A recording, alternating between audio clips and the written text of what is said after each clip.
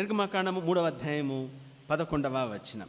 నిర్గమకాండము 3వ అధ్యాయము 11వ వచనం. అందుకు మోషే, నేను ఫరో యొద్దకు వెళ్ళుటకును ఇశ్రాయేలును ఐగుప్తులో నుండి తోడుకొని పోవుటకును ఎంతటి వాడనని దేవునితో అనగా. కాబట్టి ఇక్కడ చూస్తే ముందు దేవుని పిలుపు స్పష్టంగా 10వ వచనం మనసు చదవండి. 10వ వచనం. కాగా రమ్ము, నిన్ను ఫరో యొద్దకు పంపెదను, ఇశ్రాయేలీయులైన నా ప్రజలను నీవు ఐగుప్తులో నుండి తోడుకొని పోవాలనను. చూడండి, దేవుని యొక్క పిలుపు ఎంతో స్పష్టముగా. ఏమిటి పిలుపు? రమ్ము, రా మోషే. దేనికి? నిన్ను ఫరో యొద్దకు పంపుతాను. మోషే రా రా, పిలుపు స్పష్టంగా అంటున్నాడు. కాగా రమ్ము, మోషే రా. దేవుడు స్వయాన పేరు పెట్టి పిలిచాడు మోషేను. అంటే పిలుపు స్పష్టము, రమ్ము. రెండోది ఏర్పాటు. ఏమిటి ఏర్పాటు? దేనికి రమ్మన్నాడు? ఏం చేయడానికంటే నిన్ను ఫరో యొద్దకు పంపేదను, నిన్ను ఫరో యొద్దకు పంపేదను. కాబట్టి ఫరో యొద్దకు వెళ్ళడానికి రా మోషే, నేను నిన్ను పంపిస్తాను. ఇది దేవుని యొక్క పిలుపు ఏర్పాటు. సరే, ఇప్పుడు మోషే యొక్క సాకు, ఎక్స్క్యూజ్ మనం చూద్దాం.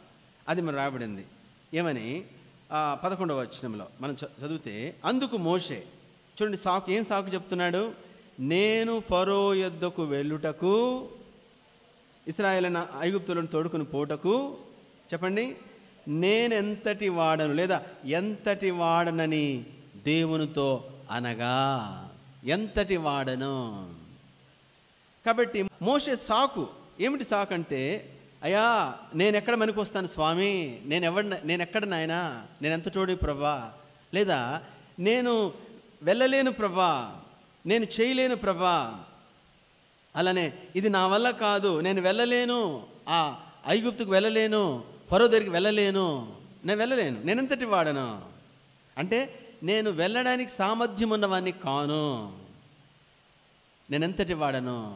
సోదరుడా సహోదరి, దేవుడు మనల్ని పిలిచి ఒక పని అప్పగిస్తే స్పష్టత ఉన్నా సరే మనం సాకులు చెప్తాం. అయ్యా నేను ఏడ చేస్తాను ప్రభా ఇంత పని, నా వల్ల ఏడవద్దు నాయన ఈ పని, నేను ఎక్కడ చేయగలను ప్రభా, నేను ఎలా వెళ్ళగలను ప్రభా. కాబట్టి సాకులు చెప్తాం, సాకులు.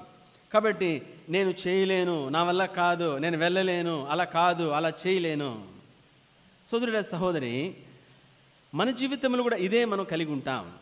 ఒక సత్యం ఏమిటంటే, చూడండి, ఇప్పుడు మోషే విషయం మనం చూస్తే, మోషే చేయగలడా చేయలేడా అనేది ఎవరికి ఎక్కువ తెలుసు?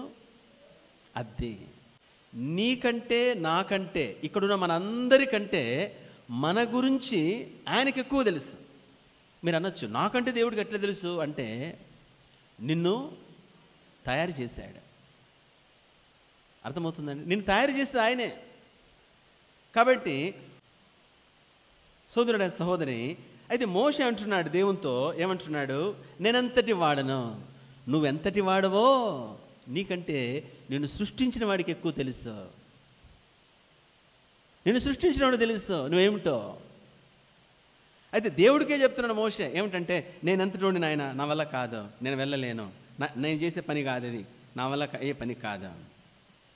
సోదరుల సహోదరి, మనం చేయగలమో లేదో, లేదా మోషే చేయగలమో లేదో దేవునికి తెలుసు.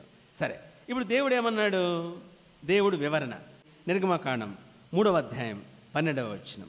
నిర్గమకాండము 3వ అధ్యాయము 12వ వచనం చదవండి. ఆయన నిశ్చయముగా నేను నీకు తోడయ్యుందును. దేవుడు అంటున్నాడు, నిశ్చయముగా నేను నీకు తోడయ్యుందును, నిశ్చయముగా నేను నీకు తోడై ఉందును. కాబట్టి దేవుడు వివరణ ఇస్తున్నాడు. మోషే నేను నిన్ను పంపిస్తున్నాను, నేను ఎంతటి వాడని అంటున్నావు కదా, నేను నీతో ఉంటా, నేను నీకు తోడుగా ఉంటా. కాబట్టి ఆ విధంగా నేను నీతో ఉంటాను, నీకు తోడుగా ఉంటాను, నేను నడిపిస్తాను.